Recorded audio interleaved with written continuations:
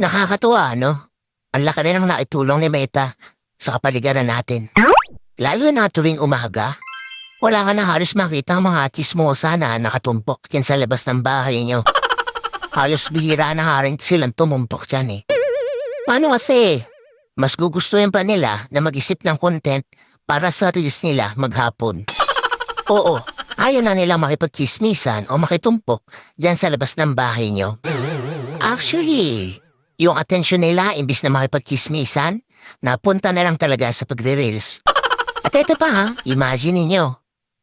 Kung dati, bumibili lang ng mga lutong ulam yung mga yan, na yun, sila na mismo ang nagluluto ng mga ulam. At kahit pritong itlog, inire-reels pa. Ganon kahusay si Meta. At ito ang pinakamalupit. Kung yung dati yung asawa mo tinatalahan ka sa tuwing uuwi ka, ngayon, hindi mo na makausap.